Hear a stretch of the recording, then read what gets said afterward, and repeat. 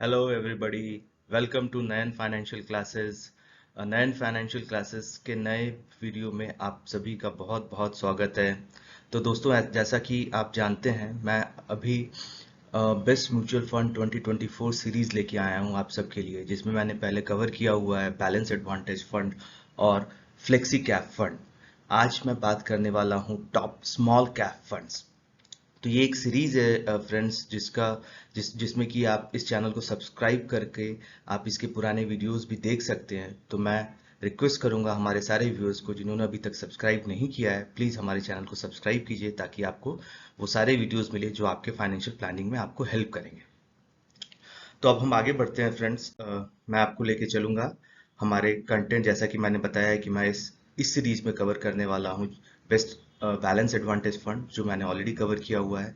Best flexi cap fund, ये भी मैंने अपने अभी कुछ दिन पहले ही ये फ्लेक्सी कैप फंड का वीडियो बनाया था, आप जाके देख सकते हैं। आज मैं बनाऊंगा बेस्ट स्मॉल कैप फंड, और आने वाले वीडियोस में मैं आपसे बात करूंगा बेस्ट इंडेक्स फंड के बारे में। तो आगे हम बढ़ते हैं फ्रेंड्स।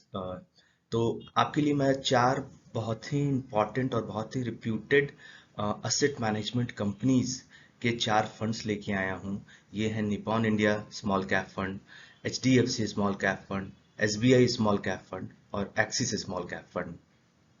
ये सारे के सारे फंड बहुत ही अच्छे हैं और बहुत ही रिप्यूटेड फंड हाउसेस द्वारा ऑपरेट होते हैं। इनकी रेपुटेशन मार्केट में बहुत ही अच्छी है, और इसीलिए मैं आपके पास इन चार फंड्स का कंपैरिजन करूंगा और ये बताऊंगा कि आपके पोर्टफोलियो में कौन सा फंड रहना चाहिए। तो जैसा कि आप देख रहे हैं, सबसे पहले मैं जैसा कि मैं बहुत ही क्रिस्प डेटा लेके आपके पास आता हूँ, जिसके कारण बहुत ज़्यादा डेटा मैं आपको नहीं देके आपको कंफ्यूज नहीं करना चाहता हूँ। बहुत ही क्रिस्प डेटा है। पहला जो ये मैं स्लाइड आपको दिखा रहा हूँ, ये है हमारा रिटर्न्स। तो अगर आप देख सकते हैं, Nippon India small cap fund, चाहे वो 1 ईयर हो, 3 ईयर हो, या इनका लाइफ कैगर हो, this is one of the best. Nippon India small cap fund अपने कैटेगरी का एक बहुत ही ज़्यादा अच्छा फंड है, जिसने अपने बेंचमार्क को ही केवल बीट नहीं किया है, बल्कि अपने कैटेगरी के बाकी जितने भी फंड्स हैं उन सभी को बीट किया है। H D small cap fund थोड़ा सा कम है अगर हम देखें निपॉन इंडिया से, बट फिर भी बहुत ही अच्छा रिटर्न है। इवन लाइफ का अगर आप देखें 20.91, which is 21%, is really really good. SBI small cap fund, SBI fund house, हम सभी को पता है, बहुत ही रिप्यूटेड फंड हाउस है। और इसके फंड हाउस में अगर आप देखें तो यह पिछले एक साल में थोड़ा कम रिटर्न है इन दोनों की तुलना में, बट फिर भी अगर आप देखें लाइफ कैगर की बात करें तो एसबीआई स्मॉल कैप फंड भी निपॉन के आसपास ही है। और लास्ट जो फंड है हमारा, वो है एक्सिस स्मॉल कैप फंड। ये भी अगर हम देखें एक काफ़ी अच्छा फंड है रिटर्न के पॉइंट ऑफ व्यू से। तो फ्रेंड्स, अगर हम देखें प्योर प्योर अगर रिटर्न के पॉइंट ऑफ व्यू से, इन सभी फंड एक अच्छे फंड हैं, बट डेफिनेटली निपॉन इंडिया जो है वो as far as return is concern is one of the best performer. आगे बढ़ते हैं। अब हम इनका एक्सपेंस रेशियो, एग्जिट लोड और एयूएम देखेंगे। तो सबसे पहले एयूएम देखिए फ्रेंड्स, निपॉन इंडिया का 37,000 करोड़, बहुत ही बड़ा फंड है। ये एक बहुत ही बड़ा फंड है। ये दिखाता है कि इन्वेस्टर्स ने इन फंड में अपना काफी कॉन्फिडेंस दिया है, और एज ए रिजल्ट ये इतना बड़ा एयूएम इसने का इतना बड़ा ये फंड हो चुका है। एग्जिट लोड सभी का 1% है। और जहां तक मेरा मानना है friends, as far as exit loads is concern, हम स्मॉल कैप फंड में अगर इन्वेस्ट करते हैं तो डेफिनेटली हमें अपना हर इन्वेस्टमेंट पीरियड, इन्वेस्टमेंट हॉरिजन काफ़ी लंबा होना चाहिए, कम से कम 5 से 7 साल का होना चाहिए। तो अगर हम इतने लंबे पीरियड की बात करें तो शायद एग्जिट लोड हमारे लिए मायने नहीं रखेगा।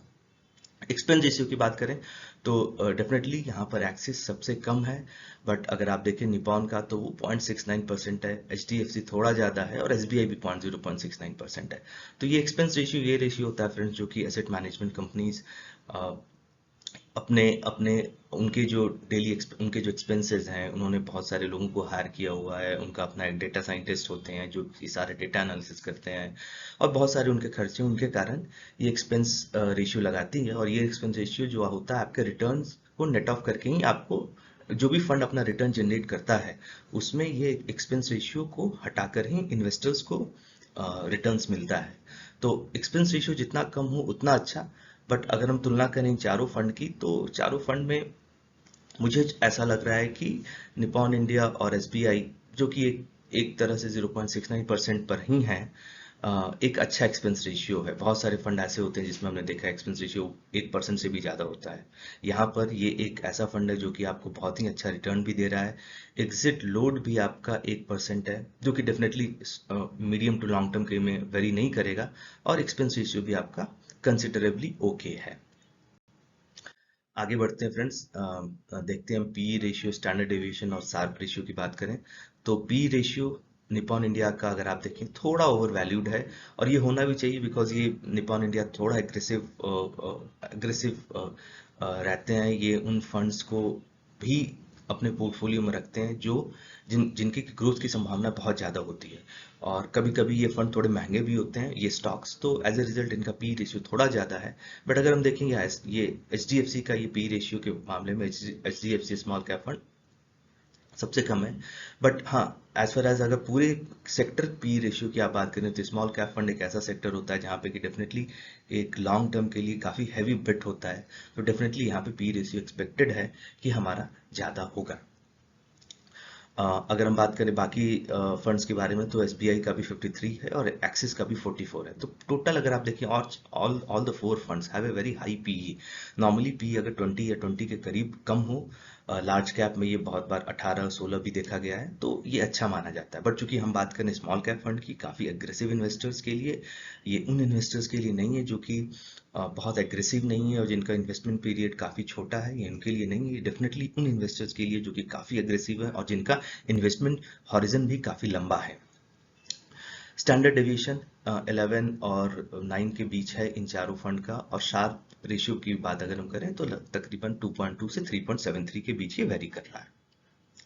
तो फ्रेंड्स, अब मैं ज़्यादा टाइम आपका नहीं लूंगा, और जैसा कि मैं हमेशा आपको रिकमेंड करता हूँ, आपके लिए 2024 के लिए best mutual fund small cap category में कौन होगा, तो डेफिनेटली मेरा जो सजेशन है कि आप जाइए Nippon India small cap fund के साथ। Nippon India small cap fund अभी लमसम इन्वेस्टमेंट इन्होंने बंद कर दिया है, तो आप इसमें इन्वेस्टमेंट SIP के थ्रू कर सकते हैं, और SIP के थ्रू इन्वेस्टमेंट करने का बेनिफिट ये भी है कि आप एक डिसिप्लिन इन्वेस्टर बनते हैं, और आप मार्केट के उतार चढ़ाव का भी आप उसको एक एवरेज आउट कर लेते हैं। तो ये है मेरा recommendation friends, Nippon India small cap fund for 2024। please keep that fund in your portfolio, and definitely this is going to give you a very good return. So that's all friends from my side in this video.